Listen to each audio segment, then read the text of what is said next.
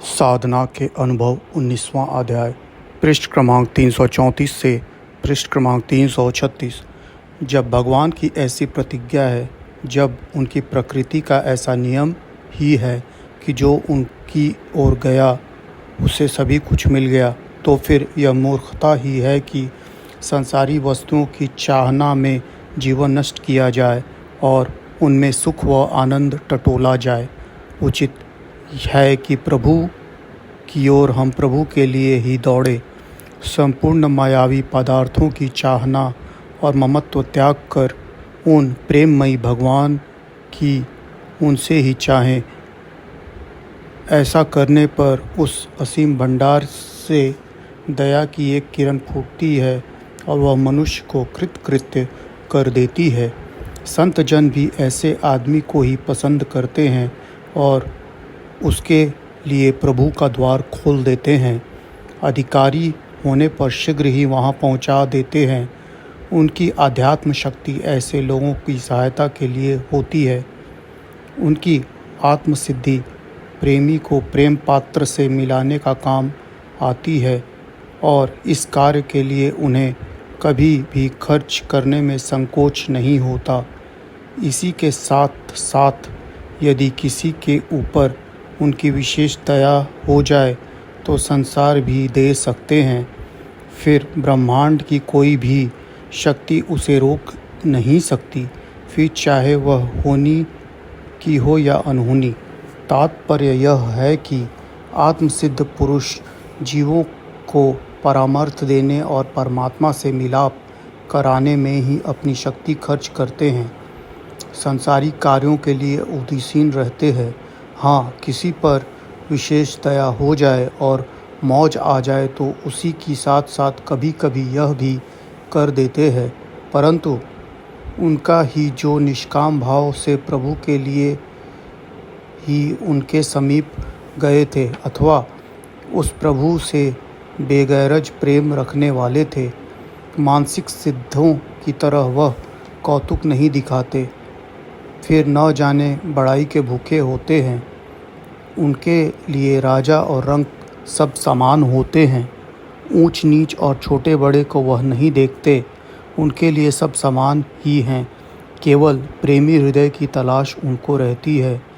ऐसों के लिए अपनी सारी रूहानी दौलत बख्शने में संकोच नहीं करते। उनमें यह लक्षण घटे वह महात्मा आत्मसिद्ध व संत हैं। यह त्रिगुणादित पद है। अर्जुन पूछ रहे हैं कि प्रभो, जिन लक्षणों से यह मालूम हो कि वह मनुष्य तीनों गुणों से परे की स्थिति वाला है, उसके आचार विचार और व्यवहार कैसे होते हैं, साधारण मनुष्यों से उनमें क्या विशेषता पाई जाती है।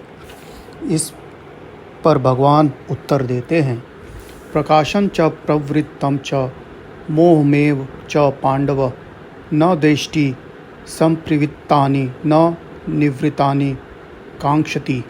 उदासीन वदासीनो गुणयो न विचाल्यते, गुणा वर्तन्त इत्येव योग विथाष्टति नेङ्गते। सदुःख स्वस्थ समालोष्ट श्मकांचन, तुल्य प्रिया प्रियो धीरस्तुल्य निंदा स्मर्ति स्तुति।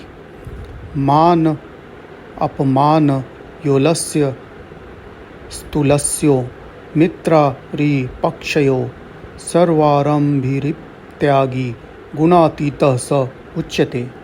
हे अर्जुन, जो मनुष्य अभ्यास और साधन से गुणों से परे अपने को ले जाते हैं, उनकी बुद्धि में समानता आ जाती है।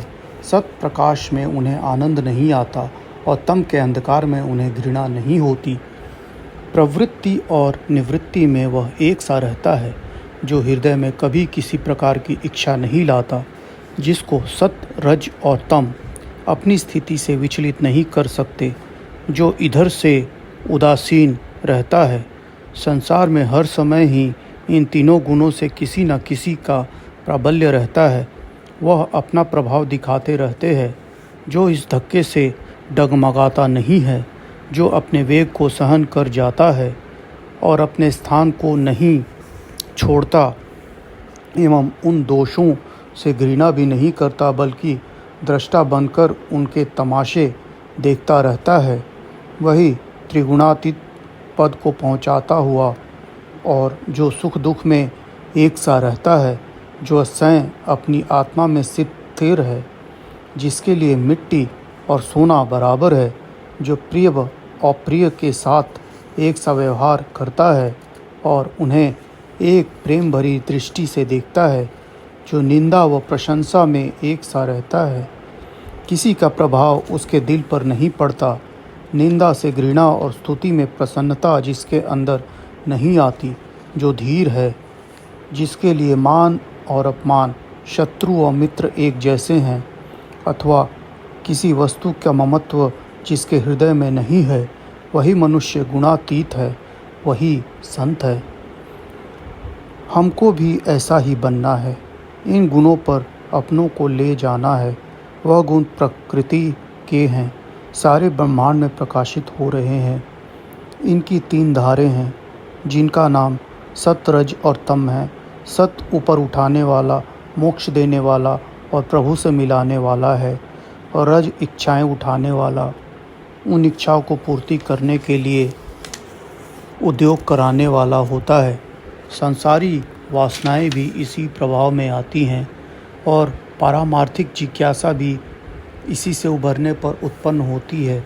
यह कभी धक्का देके नीचे पटक देता है और कभी उठा के प्राणों को मोक्ष की ओर ले जाता है। मन, बुद्धि और प्राण की हरकत इसी के द्वारा होती है, फंसाता भी है और उद्धार भी करता है। सत्य ऐसी चोटी है जहाँ पहुँच के प्राणी हरकत नहीं करता, और तम ऐसा तंग खड्डे है जिसमें फंस के हाथ पांव नहीं हिला सकते। इसलिए हर एक काम, चाहे दुनिया का हो चाहे आध्यात्म का हो, रज के द्वारा ही होता है। तम के प्रभाव के समय ज्ञान का लोप हो जाता है, विवेक शक्ति शून्य पड़ जाती है और हम आलस्य और प्रमाद में मूर्खों की तरह जीवन बर्बाद करते रहते हैं। यह है तीनों गुणों का काम। हमको उचित है कि रज के उभारें, आलस्य और प्रमाद छोड़ के आगे बढ़े, और रज की जो धार अब तक तम की ओर झुकी है उसे उठा के सत्य से उसका संबंध जोड़े और आगे बढ़ते चले, यहाँ तक कि सत्य के भी परे पहुँच जाएं। यही जीव का उद्देश्य होना चाहिए। यही त्रिगुणातीत अवस्था है। जिस मनुष्य को ज्ञान दृष्टि खुल जाती है, उसे ऐसा दिखाई देता है कि सारे कार्य प्रकृति के इन गुणों के द्वारा ही हो रहे हैं, और आत्मा साक्षी बनी उन सबका देख रही है। यह आत्मा न करता है न भोगता है, केवल दृष्टा है। जिसको अपनी और दूसरों की आत्मा शरीर से भिन्न प्रत्यक्ष दिखाई देती है, जिसे शरीर के अंदर रहने वाले उस चैतन्य आत्मा का अनुभव होता है, और जिसका मोह शरीर और शरीर से संबंध रखने वाली सारी वस्तुओं से हट गया हो, वही आत्मनिष्ठ या ब्रह्मज्ञानी कहा जाता है। ऐसा उच्च कोटि का मनुष्य ही त्रिगुणातीत पद को प्राप्त कर शांत होता है। प्रकृति के यह 3 गुण ही आत्मा को बांध लेते हैं, और इन्हीं के चक्र में पड़ा हुआ जीव सुख व दुख भोगता है और अशांत रहता है। शांति के लिए आवश्यक है कि मनुष्य इनके परे पहुंचा जाए और प्रकृति के सर्किल से उठा के आत्ममंडल में प्रवेश किया जाए।